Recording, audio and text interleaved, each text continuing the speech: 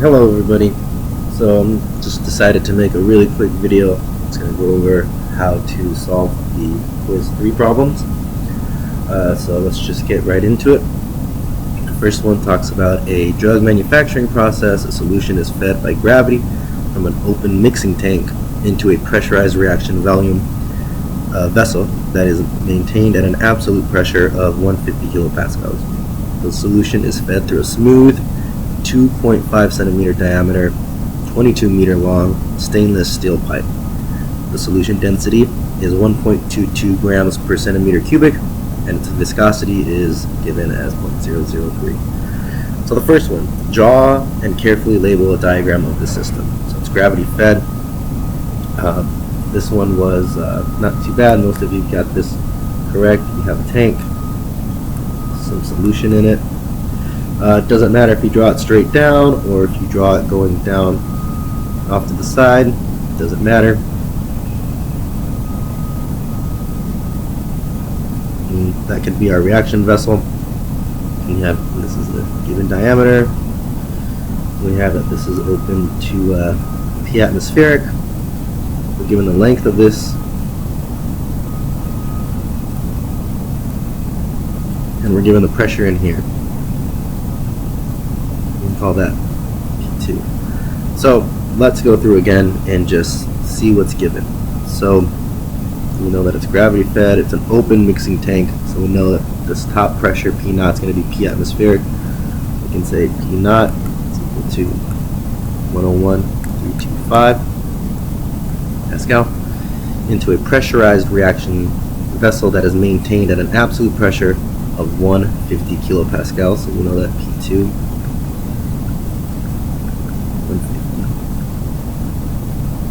Pascals. The solution is fed through a smooth, keyword smooth, 2.5 centimeter diameter. We know that our diameter then is equal to 0.025 meters, and it is 22 meters long. Solution density, rho, is equal to 1,220 kilograms per meter cube, and its viscosity is given as 0.003 newton seconds per meter squared. Okay, so we have just about everything. If you gave me a diagram like this is sufficient. The next part is to determine the maximum elevation difference between the mixing tank surface and the pipe outlet. So what it's asking for in the pipe outlet, so asking for this distance right here. Pipe outlet. Call that Z or H. I'm actually not going to call it anything. Call this Z. We can call that Z1 and we can call this Z2. Down here. So we're going to define that at Z2 this is equal to 0. We're going to say this is where Z is equal to 0. It's going to make our calculation easier. So next step is to just start with the mechanical energy balance equation. A good place to start. So we're going to start here and say, okay, so this is our mechanical energy balance equation without canceling anything out. The very first thing is going back to the problem statement. Determine the maximum elevation difference between the mixing tank surface and the pipe outlet. If laminar flow must be maintained in the pipe, so just based off of that, we know our alpha must be equal to 0.5, which means this term just goes to 1. It's not 0, it's just 1. Okay, and the next thing is to define where's your point 1 and where's your point 2. For this, I'm going to say right at the surface, this is my point 1. I'm going to say right here at the outlet, that's my point 2. Point 1 is at the surface of the open vessel, and point 2 is right at the outlet of the tube. So the next thing to do is to see what we can cancel out. We know we're going to have a V2 because at this spot down here we have a flow, so we can't say that that's 0. We know that our V1 is 0 because we're assuming that it's a large open tank. We defined Z as 0 over here, so that means our Z2 is 0. We're looking at P2 minus P1. We're given a P1, it's ATM, and we're given a P2, it's the 150 kilopascals. We need to figure out what this term is, because we have that it is long and it's smooth. We can't ignore it, but we can say that we don't have a pump. There's no work going into the system. So let's clean this up. Okay, so after we eliminate some terms, this is what we end up finding. We know that we're looking for this right here. We're looking for our Z1, our height. So let's just solve for it. So bringing it around to the other side and dividing by G, we get that our Z1 is equal to, okay, just a little bit of algebra. Oh, forgot the G. Okay, just a little bit of algebra manipulation, and you should be getting the same thing that I got right here. So the next step is to figure out what is our V2 and what is our summation of F, because we've got everything here. We just don't have our V2 and we don't have our F. Here's what we do need to look at, is we have that it's laminar flow. So for laminar conditions, you know that your Reynolds number must be less than 2100.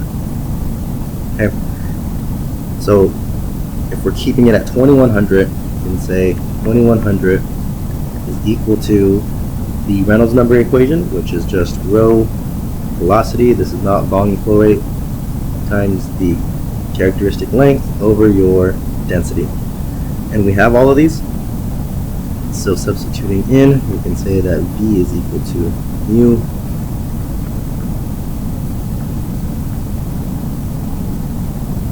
okay. All of those are just known variables, so we can plug that in for V. The next thing is to figure out what F is. We also know that our F term, we are going to assume that it's just that the only force term to consider is just the losses due to the length of the pipe.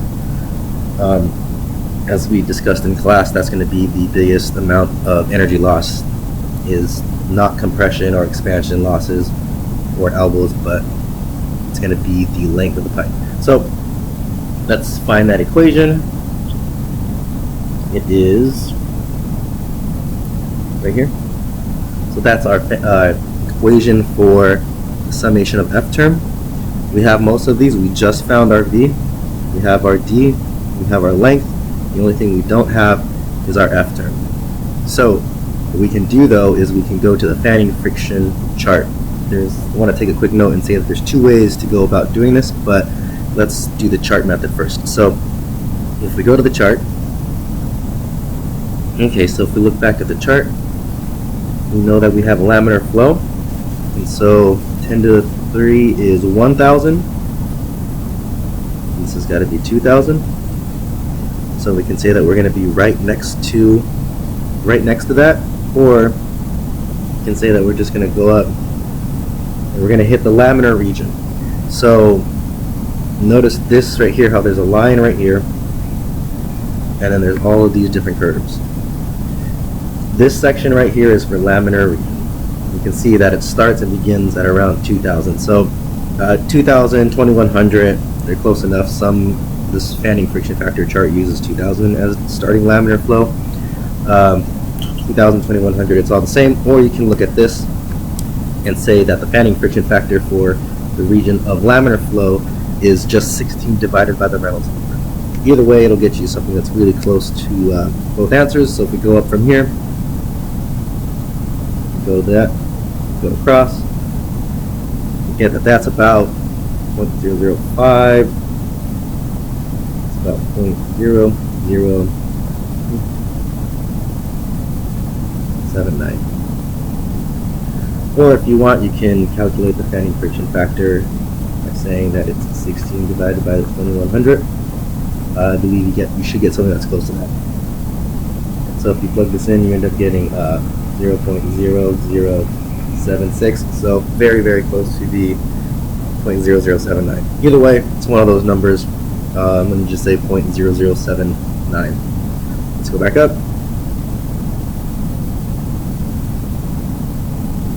Then know then that our fanning friction factor then is going to equal to 0.0079. Okay, now we've got everything. We can plug this into the summation of F term. We can plug in our velocity over here. We plug it into here. And we could also plug it in over here. You do that, and you should get a number. The height's approximately, I think it's 4 or something like that. 4 meters. Okay, so that's how you go about doing problem number 1. Alright, so next up is problem 2. You've got water being pumped from a lake reservoir, from a lake to a water reservoir. It's telling you that it's a smooth pipe again, it's giving you the diameter, and it's giving you the height of the reservoir above the lake. So you need to determine the power that the power that's needed to pump water at 2 meters cubic per second if the efficiency is 75%. So I usually draw a diagram, so it's just simple. So there you go, there's your diagram. You can have the entire length of the column going diagonally like that and filtering into the bottom of the vessel. It's all going to end up being the same. It'll work out regardless. So it's because it's telling you that the reservoir water level is 42 meters above the lake level. Okay, so let's start throwing variables out there. We have our density is 1,000.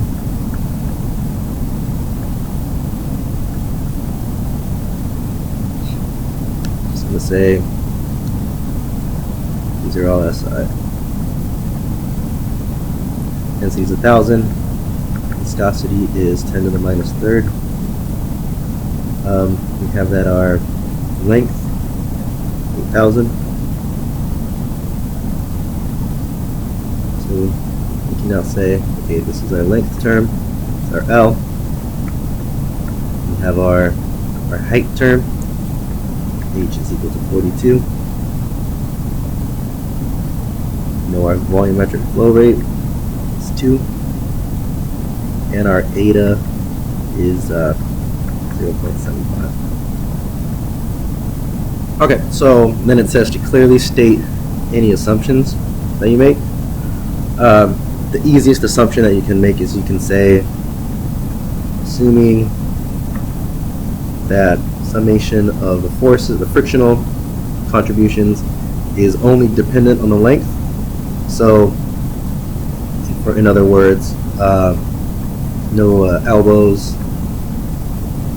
and no compression or expansion losses. So that's just going to make it easier. It's going to say that our summation of F term is going to be equal to what we just said, the 4F change in L over dV squared over 2. I'll rewrite that somewhere. I'll rewrite that again. Okay, so the first one is to determine the power required. So when you see power, your mind should go straight to the mechanical energy balance equation. So for A, let's rewrite the mechanical energy balance one more time. Okay, so there we have our mechanical energy balance equation. The next step to do is to figure out where's your point 1 and where's your point 2. Can't stress enough how important that is to label it on your diagram. So we're going to say right here is point 1. It's going to be at the surface of the lake. Right here is our point 2. It's going to be at the surface of the reservoir vessel. By saying that, we now can say that our P1 and P2 are equal. P2 equals P1, which is equal to ATM. This term goes away. We also need to define where our Z is at. So we can say that right here at the lake level, our Z is equal to 0. That also is where Z1 is at. So we can say this is where Z2 is at, where Z2 is going to equal our H term. So we know Z1 goes to 0 by also saying that the reservoir is wide and that it's an open tank, and the lake is a large open tank. You can say that the volume, the velocity at the 1 and 2 location are 0, so you can make those go away as well. Okay, and you can see that it doesn't matter what our alpha is because this term goes away, but if it did matter, you would need to figure out what the Reynolds number is and whether or not it's turbulent flow or laminar flow. So let's clean this up.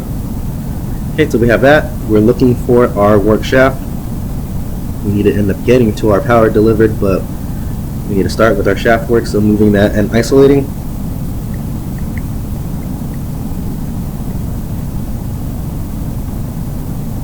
Okay, so we have this term. The next thing is to figure out what is our summation of F. Like we said previously, summation of F is equal to 4 fanning friction factor times L E. Okay. So if we wanted to plug this in, at this point you might be asking yourself, why is there a V here? We just said that the velocity is 0. That's correct. The velocity is 0 at the tip right here, at the surface of the water for both containers. Our velocity is 0. But that's not what we're looking at when we're looking at this fanning friction, or this friction factor term. What we're looking at is we're looking at what's happening inside the pipe. That's where this L is, that's where this D is, so we have to look at the velocity that's inside the pipe. Okay? So to do that, that's where we need to use the volumetric flow rate that they gave us. So using that, volumetric flow rate is equal to velocity times area. Velocity then is A, which this is known. It's just pi over 4 d squared, and this is given as 2. So you get some number. Then you now have your V, so you can plug it into our fanning friction factor. So now we have our V. But we don't have our F. We need to figure out our F. And we can't just randomly guess because it's giving us a flow rate and it's giving us a velocity. We just found a velocity.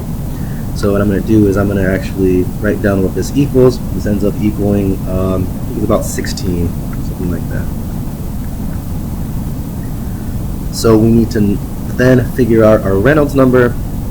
So these are all known quantities, so you plug that in and you end up getting that your Reynolds number is somewhere about 2.5 times 10 to the 6. That's definitely turbulent flow.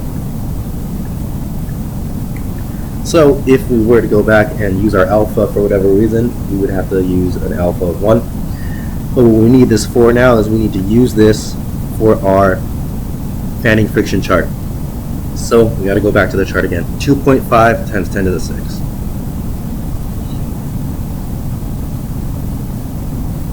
Okay, here's our times 10 to the 6. This is 1 times 10 to the 6. This is 2 times 10 to the 6. So it's right in between,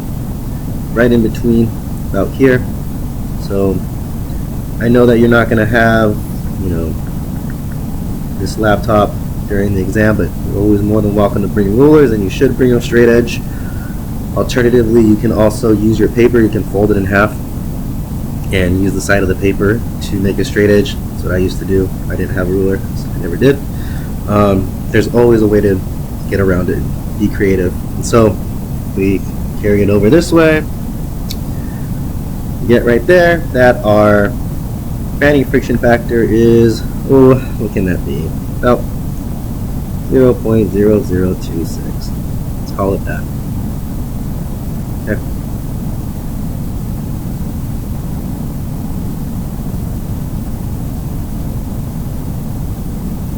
So from the graph, we know that our fanning friction factor is 0.0026. Now we have everything here. This equation is solvable.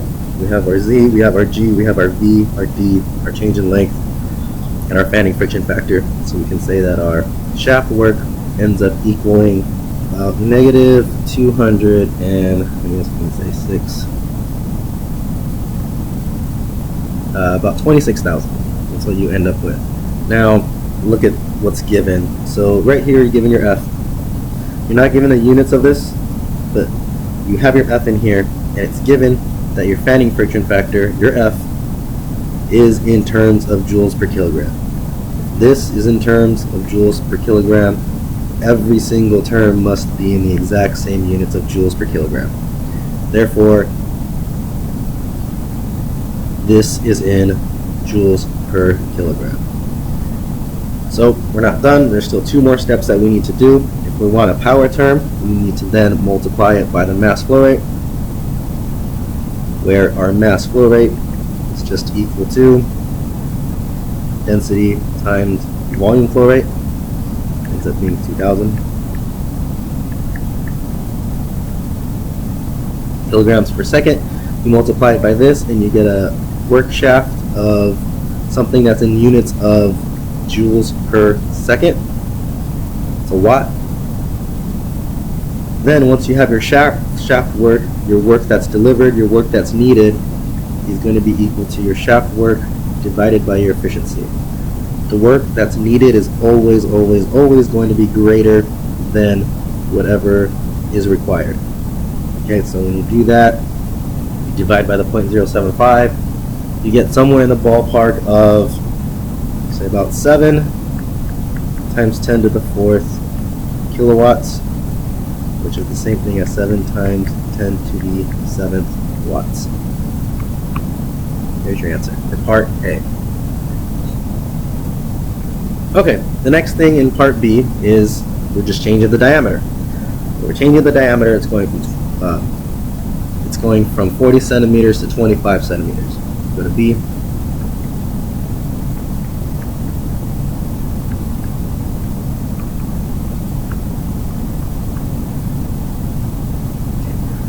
So we have that. Let's take a look and see what's changing and what's not changing. This is going to stay the same. Density is not changing. Viscosity is not changing. That's not changing. The length of it is not. The height is not changing. This, however, is. We're making it smaller. We're going to say that we have the same pump, so that's not going to change. So we're going to say that everything except for our volumetric flow rate is going to remain constant. Okay, so now the next step that we have to do. Let's go to the mechanical energy balance equation. I will say that this is where you need to do the iteration steps. So always go back to the mechanical energy balance, and we can make the same, nothing's changing but the diameter, so we can just copy this equation right here. GZ plus our friction plus our work. Okay, so nothing changes, everything's the same here. What's going to change is within here, within our friction factor term, the diameter is changing. So because that's changing, our force is changing, our velocity is changing, and so our fanning friction factor is going to change. So what this allows us to do when we manipulate this equation and solve for our friction force is it allows us to then write down what our friction force is equal to. Now here's the thing about our work shaft. This is going to remain constant because we're using the same pump. We're not altering anything. It's going to be the same pump, so it's going to be the same shaft work. Now, you might ask yourself, is it going to be the same because we multiplied it by the mass flow rate? And that's true. Everything's going to change after you get to this point. But if you stay above it, right before you multiply it by the mass flow rate, that part's going to be constant because it's not dependent on the amount of water that's being flown through it. So our work shaft is going to be equal to 26,000, negative 26,000.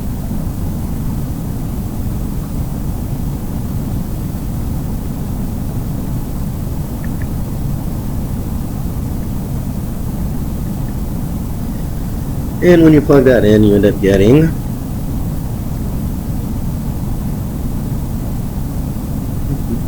I don't know, about 25,000.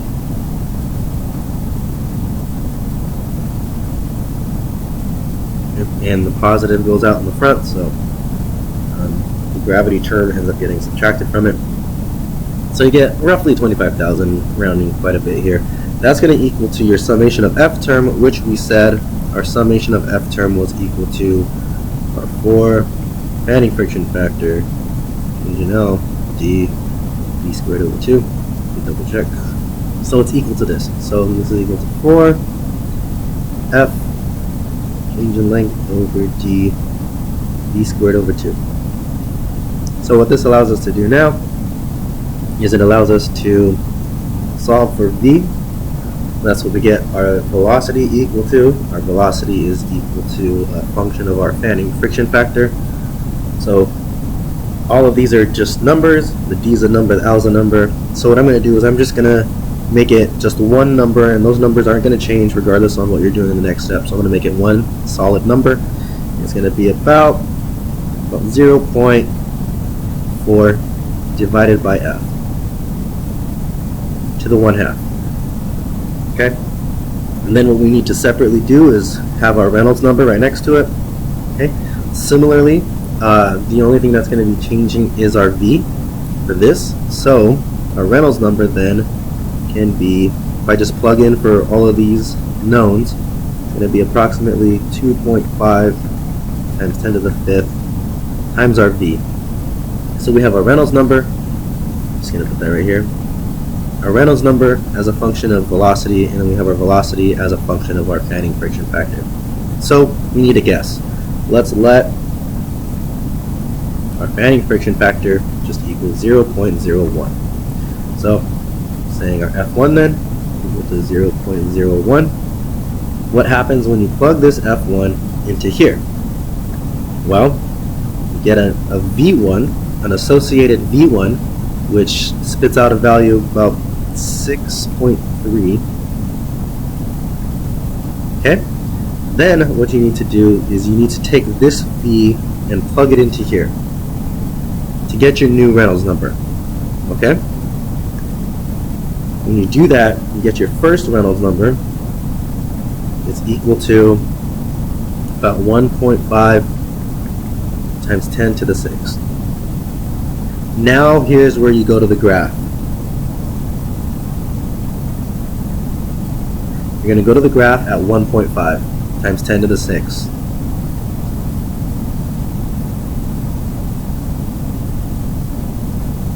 Ten to the 6th, 1.5, it's about here, out here.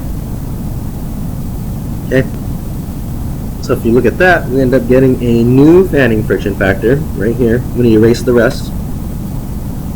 That was all from previous.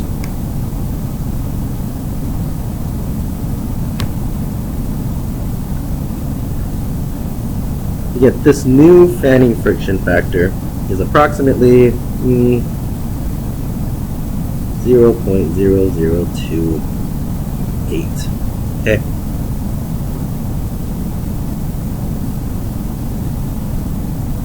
That's our new fanning friction. That's our 2.